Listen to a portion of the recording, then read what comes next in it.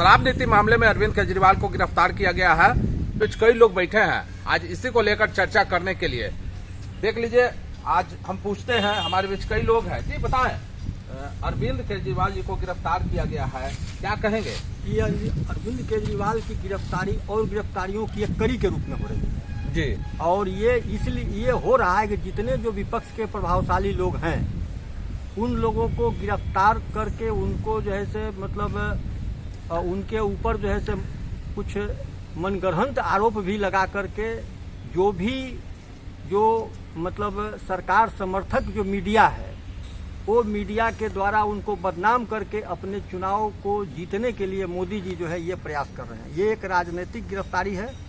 मेरा तो ये स्पष्ट शराब नीति मामले में उन पर आरोप लगा है, कहा जा रहा है कि उनका 600 करोड़ का घोटाला है जिसकी जांच की जा रही है। इस मामले में गिरफ्तारी की वो मामला तो फिर अभी कोर्ट में चलेगा। ये तो अभी लंबा प्रोसेस है और इसलिए जब तक कोर्ट का निर्णय नहीं हो जाता है तब तक इसमें हम उनको दोषी हम नहीं अभी घोषित कर सकते हैं, क्योंकि न्यायिक जो प्रक्रिया है वो अपने तरह से काम करती है। अब सरकार वो सबूत ये ईडी सबूत पेश कर रहा है, बचाव पक्ष के लोग अपना तर्क दे रहे हैं, लेकिन अंतिम निर्णय जो है मतलब कि अदालत के द्वारा होना है इसमें। हालांकि बताया जा रहा है कि साउथ का जो ग्रुप है, एक साउथ के ग्रुप को है, उनसे इनकी नजदीकियां रही हैं और किसी तरह से नीति में बदलाव करने के कारण ये पैसे का हेरफेर हुआ है।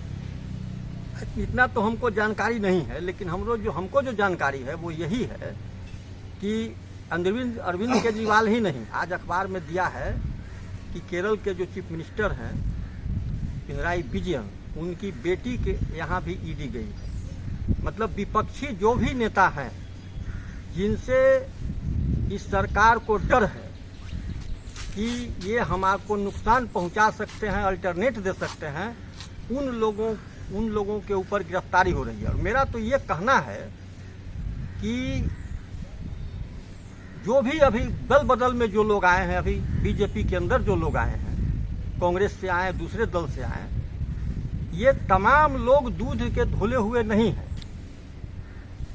वो जब उनके यहाँ जाते हैं तो दूध के धुला हो जाते हैं और जब वो विपक्ष में रहते हैं तो दागदार होते हैं। इसीलिए हमारा ये इस इशू पर हमको यही कहना है कि इतनी उतावलेपन की जरूरत नहीं थी।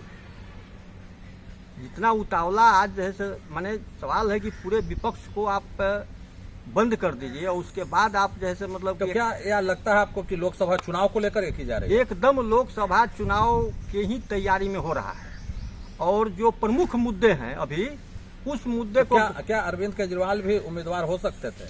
उनकी पार्टी लड़ रही थी और अरविंद केजरीवाल लड़ते कि नहीं लड़ते हमको जानकारी नहीं है, लेकिन वो उनकी जो पार्टी है अभी दिल्ली में उनकी सरकार है, जहाँ उनके नाक के नीचे, नरेंद्र मोदी के नाक के नीचे केजरीवाल की सरकार है। भले उस सरकार का मतलब पावर कम है, लेफ्टिनेंट गवर्नर वहाँ मतलब ज्यादा। तो फिर पावर कम है तो फिर आखिर आप कह रहे हैं कि गिरफ्तारी की गई है चुनाव को लेकर, कहीं ना कहीं डर पैदा, आप बता रहे हैं। डर पैदा इसलिए हो रहा है कि पंजाब में फिर उनकी सरकार बन गई। ये दो मैंने वहाँ से उसके बाद गुजरात में भी उनका कुछ मैंने प्रयास शुरू था, तो उनसे ही डर नहीं है, विपक्ष से डर है। जैसे अभी सबसे स्थापित जो सरकार है केरल में, लाख ये कोशिश किया कांग्रेस के लोगों ने भी या भाजपा भी कोशिश कर रहा है, लेकिन वहाँ पर वामपंथी सरकार को ये लोग चुनौती नहीं दे पा रहे हैं। उस सरकार को भी और उसके लोगों को भी बदनाम करने का इनका जो है सो मतलब कि अब अभियान शुरू हो गया।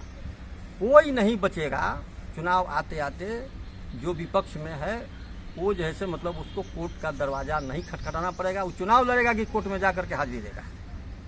तो ये सारी जो चीजें हैं वो पॉलिटिकल मोटिवेटेड है और मुद्दा को भटकाने के लिए। अभी मुद्दा है बेरोजगारी का, अभी मुद्दा है मतलब कि जो है से मतलब कि ये कृषि विरोधी नीति का।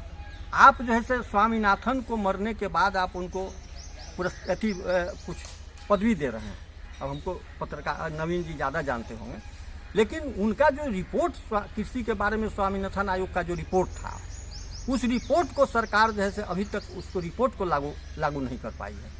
तो सवाल है कि ये सब चीज़ें जो हो रही है ये चुनाव को लेकर के हो रही है। ये जो है सो इस सरकार के पीछे आरएसएस का हाथ है और हिंदुत्व के मुद्दा को उभार करके हिंदू बहुसंख्यक लोग चूंकि भारत में रहते हैं, उनके भावनाओं को शोषण करके वो जैसे गद्दी को कंटिन्यू करना चाहते हैं। और मेरा तो स्पष्ट समझ है कि ये आखिरी लोकसभा का चुनाव होगा। इस चुनाव के बाद मतलब इसके बाद प्रेसिडेंशियल फॉर्म ऑफ गवर्नमेंट हो सकता है। अच्छा, ये संसदीय प्रणाली, संसदीय व्यवस्था जो है ये नहीं चलाएंगे, क्योंकि उठा करके देखिए तो धीरे धीरे जो संसद का जो कार्यकाल है धीरे धीरे कम होते गया है। बहुत सारे जो विधेयक हैं संसद में जो चर्चा होना चाहिए, बिना चर्चा के मतलब पास वोट करा दिया गया। अच्छा, जिस समिति में जिसमें विपक्ष और सत्ता पक्ष के लोग रहते हैं उसको सुपुर्द करके छानबीन के लिए भेजा जाता है, उसकी भी जैसे कमी हुई है। तो ये सारी चीजें हैं। देख लीजिए, हमारे बीच समाजसेवी हैं ओम प्रकाश शर्मा जी। इनका कहना था कि ये पूरी तरह से लोकसभा चुनाव को लेकर सियासी जो है चल रही है राजनीति, इसी को लेकर कड़ी में विपक्ष के लोगों को टारगेट करके गिरफ्तार किया जा रहा है। अरविंद केजरीवाल को गिरफ्तार किया गया है, इसके अलावा और लोग भी हैं।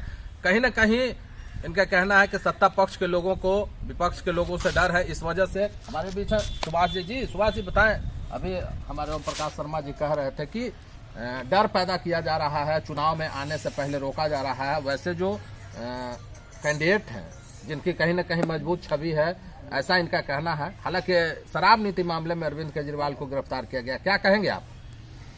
जो शर्मा जी बोले हैं वो सत्य बात है और लोकतंत्र में सच्चाई है कि हमारे जब नरेंद्र मोदी जी माननीय अगर ईमानदारी से देश को सेवा दे रहे हैं तो उनको सोचना चाहिए कि हमारे अंदर में जो इतने भ्रष्ट नेता हैं जिनकी रेप से लेकर के और बड़े बड़े भ्रष्टाचारियों को आरोप लगे हैं और व्यापक पैमाने में हवाई अड्डे से ड्रग्स जो आते हैं वो तो भारत सरकार के अधीन में होता है। तो ड्रग्स कैसे आते हैं? जो ड्रग्स जानलेवा हर व्यक्ति के लिए होता है, उस पर उनको सोचना चाहिए कि हम अपनी घर के अपनी चेहरा नहीं देखते हैं और जो कुछ लोग से घाटा होने वाला है, हमारा 30% पर नुकसान होने वाला है, सत्ता में कमज़ोर होने वाले हैं, उस पर अटैक कर रहे हैं ज़बरदस्त। और ऐसी होना चाहिए कि स्वच्छ आदमी राजनीति में रहे, वो व्यक्ति रहें कि जो समाज या देश का भावना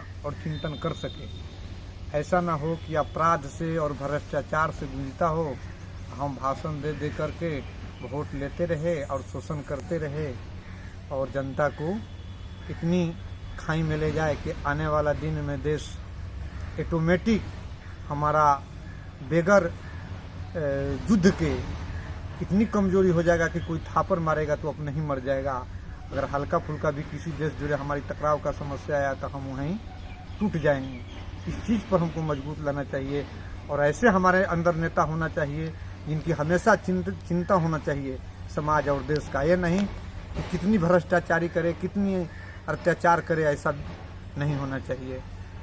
हालांकि ईडी का कहना है कि हम लोग अपना काम कर रहे हैं। शराब नीति मामले में आरोप आया है और उससे गिरफ्तारी की गई है। हालांकि उनकी जो हमारे ईडी जो सीबीआई है उनकी तो महत्वपूर्ण लाइन है कि ड्रग्स पर भी उनको काबू करनी चाहिए और जो पदाधिकारी हैं बड़े बड़े पोस्ट पर जो पूरा नकारात्मक योजना को रखे हैं, जो आज पुल बनता है कल ढह जाता है, रोड बनती है समय के अनुकूल में टूट जाती है, उरासी जो खर्च होता है उसका प्रभाव महंगाई पर पड़ता है, उसके लिए जांच होती है नहीं है ना।